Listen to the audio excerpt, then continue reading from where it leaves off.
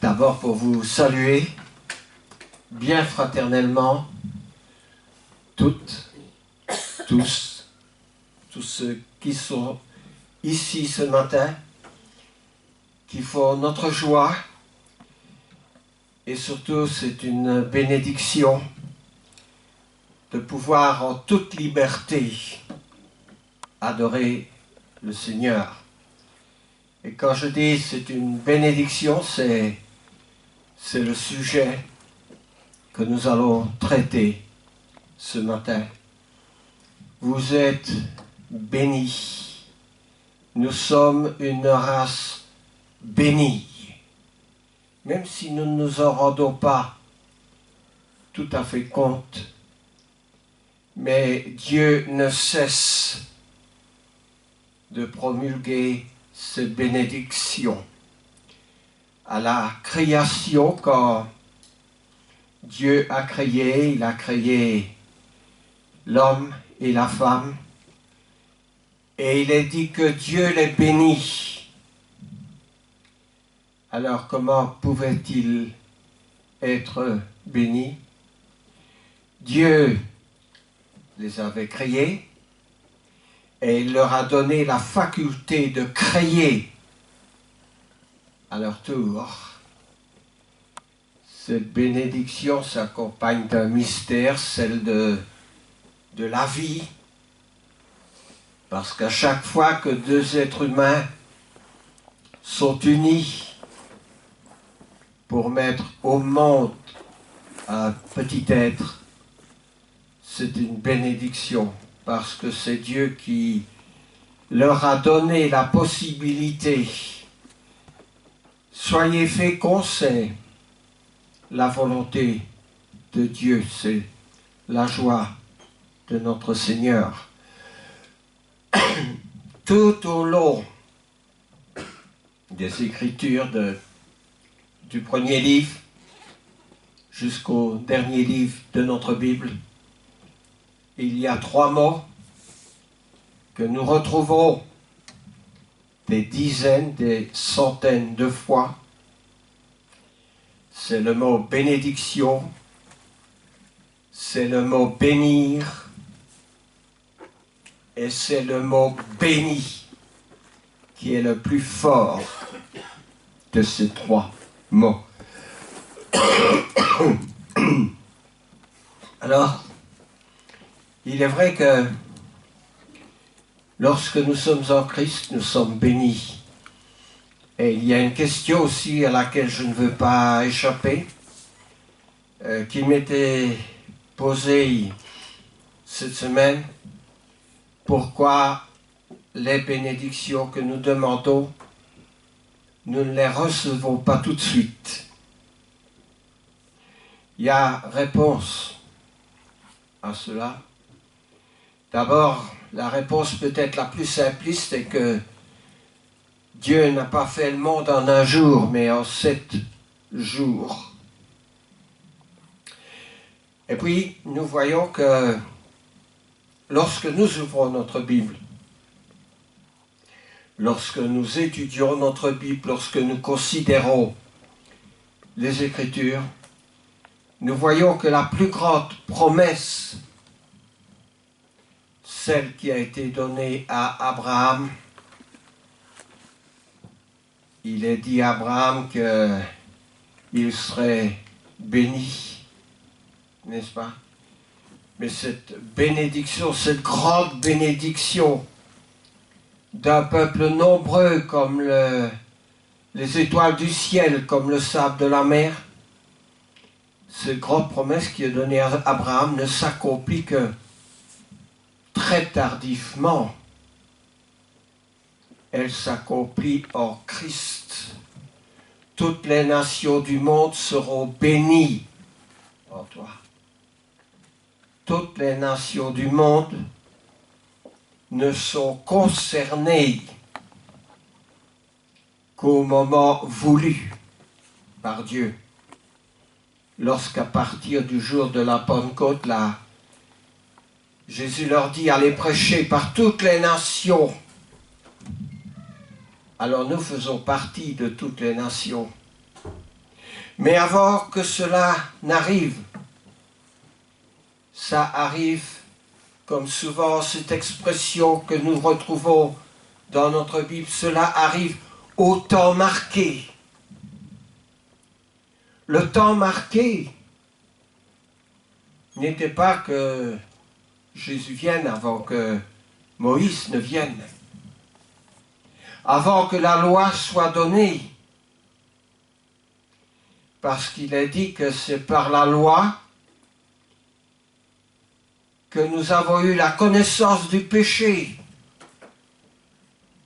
Alors dites-moi, qu'est-ce que Jésus serait venu faire avant la loi, puisqu'il n'y avait pas la connaissance du péché, alors que Jésus est venu sur une croix pour les pécheurs, pour que nous soyons pardonnés en l'acceptant. Donc il fallait que Moïse vienne avant Jésus, que Moïse apporte la loi des commandements, pour savoir ce qui est bien et ce qui n'est pas bien. Et c'est à partir de ce moment-là que l'homme détermine à quel degré il est proche de Dieu, qu'est-ce qui va et qu'est-ce qui ne va pas. Nous sommes dans un pays où il y a des lois. Je ne vois pas que la police entraîne un voleur, par exemple, au tribunal, si le juge n'a pas une loi qui détermine la sentence, la pénalité du voleur ou de n'importe quelle personne qui n'est pas en règle. Le juge connaît la loi et d'après la loi, le juge établit la sentence. Donc il fallait que Moïse vienne avant Christ et que Christ vienne au temps marqué. Et ce temps marqué était le moment où tout l'Empire parlait la même langue, où tout l'Empire avait enfin des voies de communication pour se déplacer.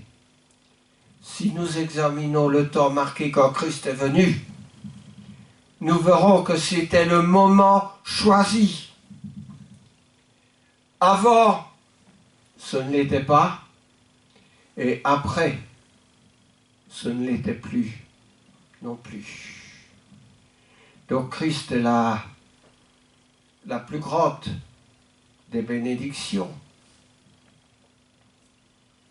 En Luc, Jésus nous dit que si quelqu'un veut bâtir une tour, il s'assied d'abord, il considère cette tour et il considère s'il a de quoi pourvoir et payer au bâtissement de cette tour. Si nous avons une maison, si nous faisons construire une maison, nous devons d'abord chercher les fonds. Si nous ne les avons pas, les emprunter. Quand nous les empruntons, à ce moment-là, quand nous avons cette assurance, nous contactons un architecte. L'architecte vient, il nous écoute, il fait un plan. Et si nous sommes d'accord avec le plan de l'architecte,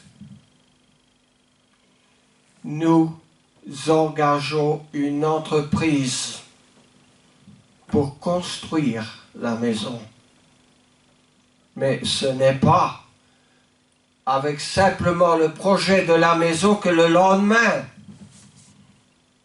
cette maison se trouve bâtie et en notre possession. La maison est une bénédiction, bien sûr. Alors tout au long des Écritures, il y a des bénédictions. Il y a des hommes de Dieu qui parlent de cette bénédiction. Je voudrais prendre un exemple d'un évangéliste. Un évangéliste qui, dans le IIIe siècle, avait une grande paroisse. Une paroisse forte. C'était la paroisse de la ville de Constantinople. Alors, il avait un grand auditoire. Il prêchait la parole avec détermination, comme elle doit être prêchée. Mais voilà, dans son auditoire, Constantinople est une ville où il y a une reine et un roi. Et ce prédicateur qui s'appelait Jean Chrysostome, il ne faisait pas de différence entre des gens élevés et des gens plus pauvres. Et la reine qui n'était pas toujours correcte, il a appelé cette reine du nom d'une autre reine dans la Bible qui n'était pas correcte non plus, qui s'appelait Jézabel. Évidemment, quand il a traité la reine du nom de Jézabel, Jean Chrysostome, il est parti en exil. Il a beaucoup souffert en exil. Mais après son exil, il est revenu un moment. Et voici ce qu'il écrit. J'ai ces paroles dans mes archives et je la partage. Quelle parole, quel discours, dit-il, puis-je avoir sur mes lèvres? Béni soit le Seigneur. Nous allons voir le mot bénir. Il est le centre. Telle est mon exclamation à mon départ, quand il est parti en exil. Je ne cessais de la répéter dans mon exil. Et je n'en ai point d'autre à mon retour, dit-il. Ne vous souvenez pas qu'alors que je vous rappelais l'image de Job, et cette parole dans sa bouche, qu'il soit béni à jamais le nom de notre Seigneur. C'est le gage que je vous laissais. C'est l'action de grâce que je vous rapporte. L'action de grâce qui doit toujours être accompagnée de la bénédiction. Oui, qu'il soit béni à jamais le nom du Seigneur. Les circonstances ont changé après beaucoup d'années en exil. Mais mon hymne, mon chant est le même, dit-il. Exilé, je bénissais. Rappelé, je bénis encore. Les saisons sont diverses, mais l'été et l'hiver ont le même but, la fertilité de la terre.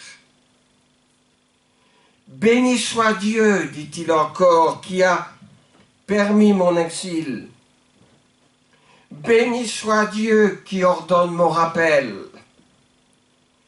Béni soit Dieu quand il déchaîne les orages. Qu'il soit béni de même quand il dispense la tempête et fait revenir la sécurité. Si je répète ces paroles, ajoute-t-il, c'est pour vous exciter à bénir Dieu de tous les événements. La prospérité vous arrose. Béni soit Dieu, qu'elle soit durable. Les épreuves vous frappent-elles? Bénissez-le quand même.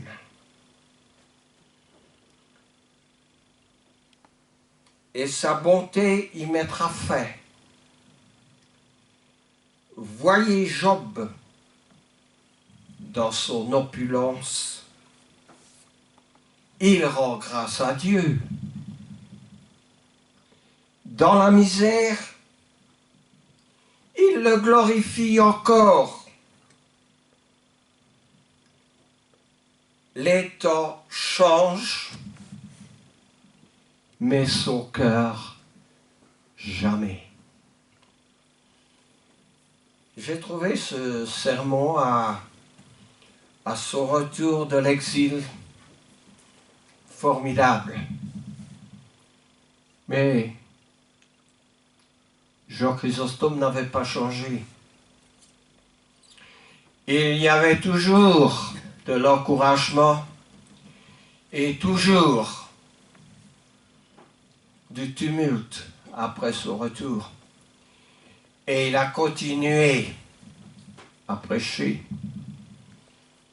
Et il est à nouveau parti en exil, où il est mort pendant le chemin de l'hiver en exil. Le roi et la reine sont morts et les successeurs du roi et de la reine, le roi suivant et la reine suivante, ont présenté leurs excuses à l'Église pour ce manque de considération envers son évangéliste. Alors, oui, lorsque nous allons au dictionnaire pour voir la définition du mot bénédiction, eh bien le dictionnaire dit louer, glorifier Dieu pour le remercier par des actions de grâce, exalter pour manifester sa satisfaction, sa reconnaissance.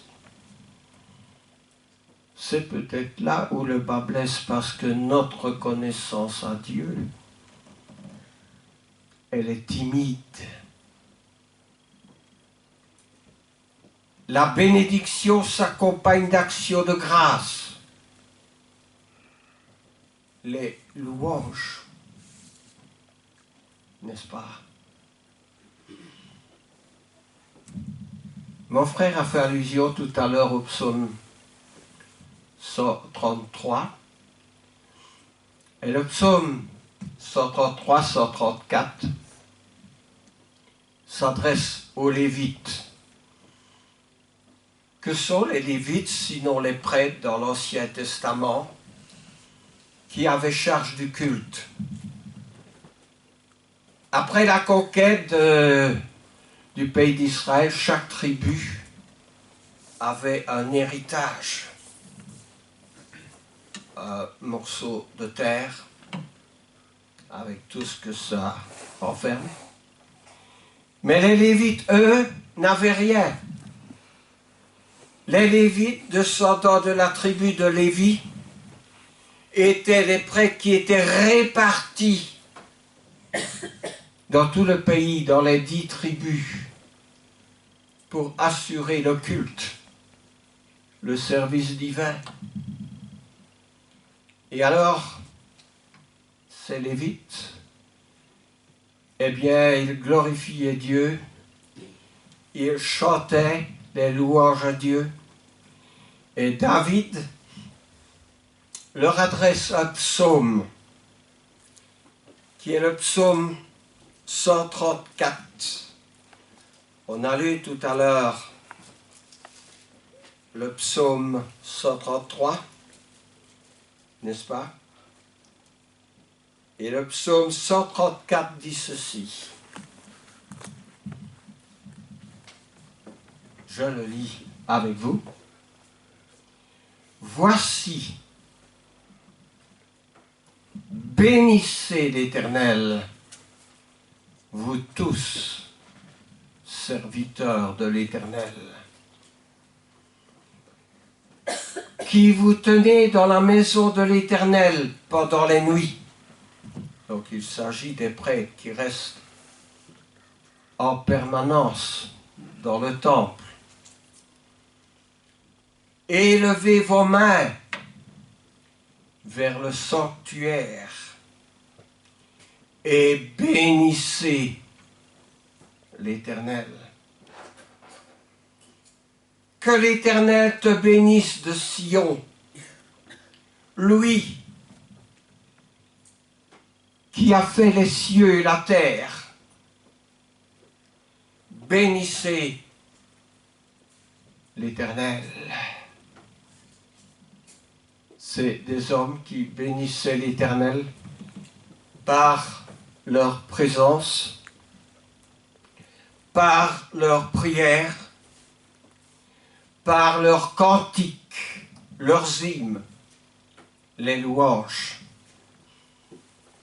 Qu'y a-t-il de si différent aujourd'hui?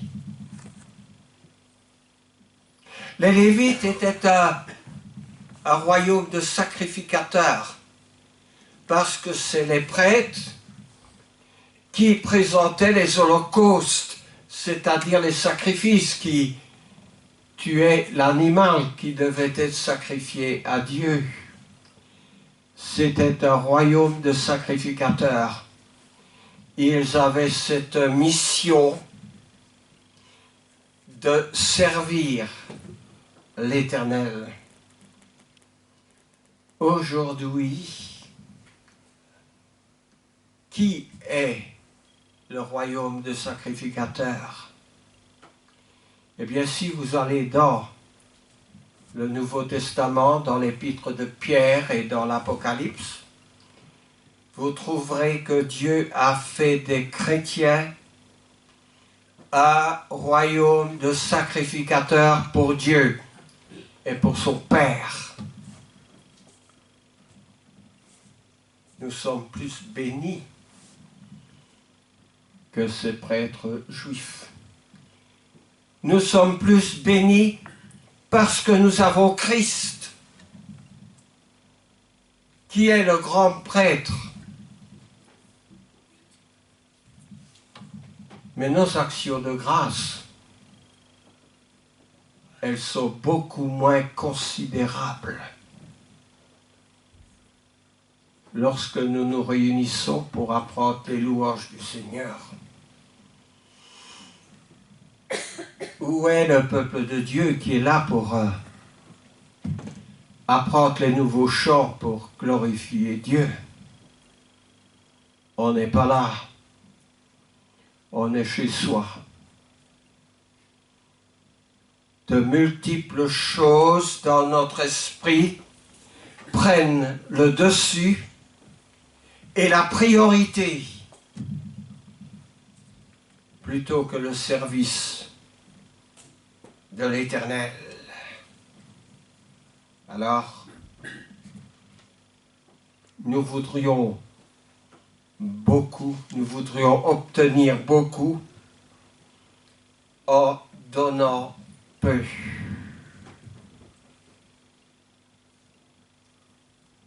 Qu'est-ce qui est appelé dans le Nouveau Testament la coupe de bénédiction? Dans cette scène. Est-ce que nous sommes disposés dans de bonnes dispositions pour prendre la Sainte Seine.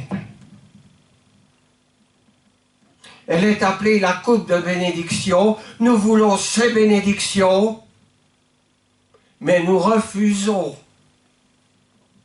C'est comme si nous avions besoin d'une piqûre, une crise quelconque, l'insuline pour le diabète, une piqûre pour le cœur quand notre cœur faiblit. Nous avons le produit et nous refusons la seringue pour que le produit nous soit injecté. Nous voulons les bénédictions, la coupe de bénédiction, c'est la table du Seigneur. Mais pour recevoir toutes les bénédictions, il faut y participer. Pourquoi? Parce que Jésus a dit, buvez-en tous, mangez tous de ce pain. Alors, il faudrait peut-être se mettre au diapason, en accord avec le Christ, pour que le premier jour de la semaine soit réservé à recharger nos batteries. Vous savez, dans ces temps modernes, dans beaucoup d'endroits, il y a des bornes, parce que beaucoup de voitures roulent à l'électricité. Mais il faut, après autant de kilomètres, mettre la prise pour recharger les batteries. J'ai une voiture hybride à l'électricité, mais si je ne roule pas, la batterie ne va pas se recharger. Je suis bloqué, stoppé, je pourrais aller nulle part. Nous avons besoin de glorifier Dieu. Nous le prenons souvent comme quelque chose à la carte. Quand on va au restaurant, on nous présente le menu, la carte. Ah oui, ça j'aime pas. Et bon, ici, c'est un commandement du Seigneur. Quand Paul écrit, il dit, reconnaissez que ce que je vous écris est un commandement du Seigneur. Alors sommes-nous à ce point bornés, imperméables, pour ne pas laisser entrer le filtre de la bénédiction du Seigneur. J'ai tellement d'exemples sur ces deux feuilles, deux ouvrages. Pourquoi deux ouvrages? Parce que hier, j'ai passé la journée à préparer le sermon des bénédictions. En fin de journée, je me suis dit, mais j'ai certainement déjà prêché là-dessus dans ma vie. Je suis allé à mon bureau et je n'ai pas retrouvé le sermon de 2010, il y a 9 ans. Je me suis dit, c'est bizarre, d'habitude je mets la main dessus. Ce matin, je l'ai retrouvé, je me trouve avec deux sermons différents, mais tous les deux ayant trait aux bénédictions. Ça veut dire que le sujet est vaste. Le sujet est grand, n'est-ce pas? Oui, Dieu bénit toutes les créatures vivantes. Dieu bénit le 7e jour. Dieu bénit Noé. Mon âme bénit l'Éternel. Et quand Dieu a choisi celle qui était, je vais dire, à son goût pour que le Fils de Dieu vienne sur la terre, il a choisi Marie. Et il a dit qu'elle soit bénie entre les femmes. Quand Marie rend visite à sa cousine, dont vous savez son nom, Élisabeth. Elle était dans son 6e mois. Et aussi que quand elle arrive, Élisabeth commence par dire que tu sois bénie, n'est-ce pas, entre les femmes. Élisabeth reconnaît la grandeur de Dieu par la connaissance des Écritures. Élisabeth prend acte et conscience que Marie, sa cousine, est enceinte et qu'elle porte en son sein le sein de Dieu, son Fils bien-aimé. Alors, arrêtons-nous peut-être un instant pour reconnaître toutes les bénédictions que nous recevons. Si nous sommes fidèles à Dieu, Dieu, il va nous bénir. Il se peut que si l'on vous annonce que le médecin le plus grand spécialiste, que vous n'allez pas continuer de vivre, demandez quand même le délai à Dieu. Dieu peut vous l'accorder si vous êtes en relation, en conformité,